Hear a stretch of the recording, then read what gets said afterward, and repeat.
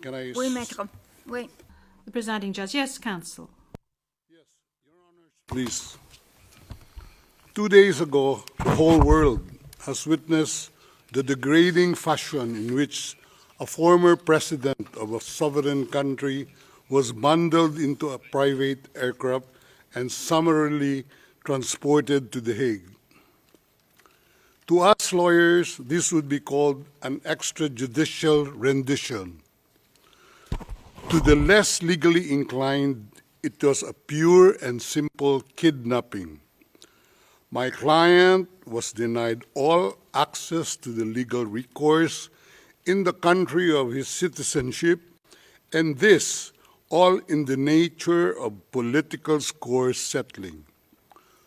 Two troubled entities struck an unlikely alliance, an incumbent president who wished to neutralize and choke the legacy of my client and his daughter on the other hand, and a troubled legal institution subject to delegitimization and desperate for a price cuts and a legal show today on the other hand.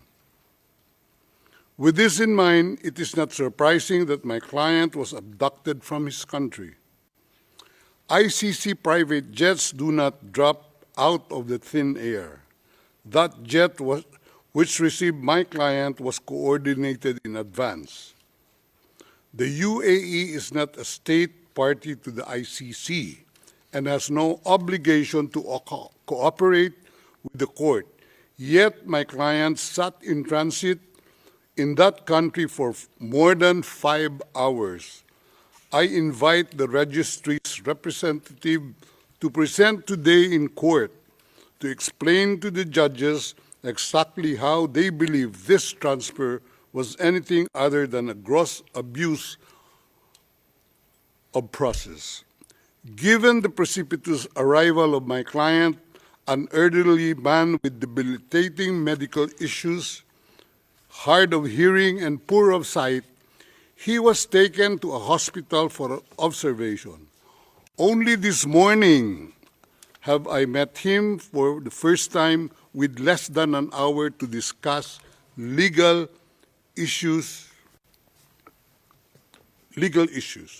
I have not been able to present him with a hard copy of the arrest warrant because we were not supplied with such. I have not even been able to explain to him what the prosecution requested when seeking the issuance of the arrest warrant. This is because the chamber only established a redacted version of the prosecution request last night. Other than to identify himself, my client is not able to contribute anything to this hearing. Most importantly, he is not able even to tell you that he has been informed of the charges as contained in the arrest warrant for a reason more pertinent to which I alluded in my written request to this honorable pretrial chamber this morning, and which is confidential in nature.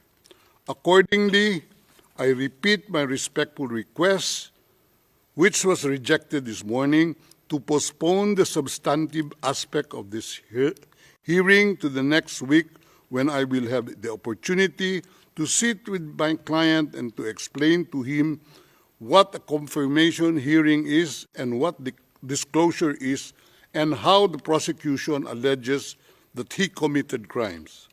I thank the court for its attention and regret to say that I do not have instructions to continue my submission any further today. Thank you.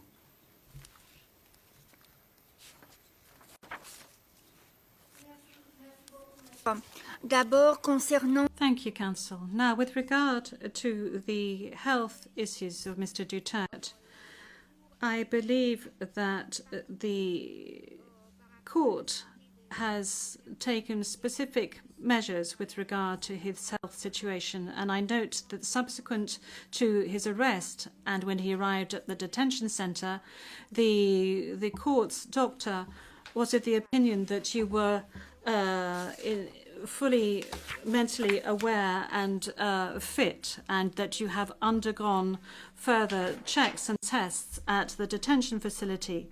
And when you broached health matters, that's saying that you were not able to come to the hearing, the doctors who consulted with you were of the opinion that Mr. Duterte was not in a position to come to the hearing physically, but that if he gave a written permission, he would be able to take part via video link. Now, that is with regard to the health matters that you just mentioned. They are very important, especially concerning the matter of age. Now, with regard to the rights of Mr. Duterte, we have before us the registrar's or the registry's report that says that Mr. Duterte has been informed of his rights, including Articles 66 and 67 of the Rome Statute, and that that he is aware of his rights and that he is also aware of the charges against him. We have before us the report of the registry saying that he was also aware of the warrant of arrest in the English language and that he is very well versed in the English language.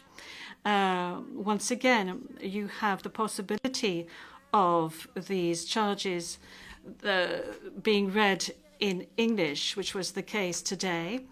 I have read to you in the French language the rights that he has, Mr. Duterte, before this court, and I'd like to specify once again that this is an initial hearing in order for Mr. Duterte to be aware of his rights and the charges against him.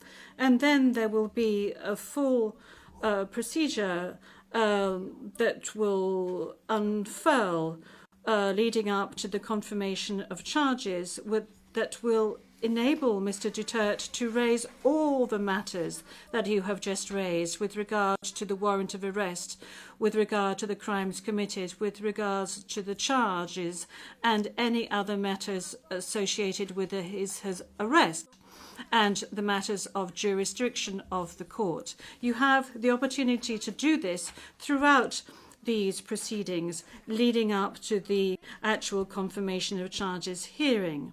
Now, counsel, with regard to your request for another hearing to be held next week, well, your initial request, that was, this was not accepted by the court.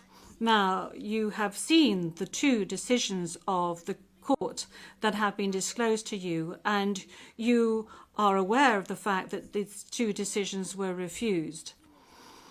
And this is by dint of the fact that this first initial appearance hearing does not need much preparation, as I have said to you on a number of occasions.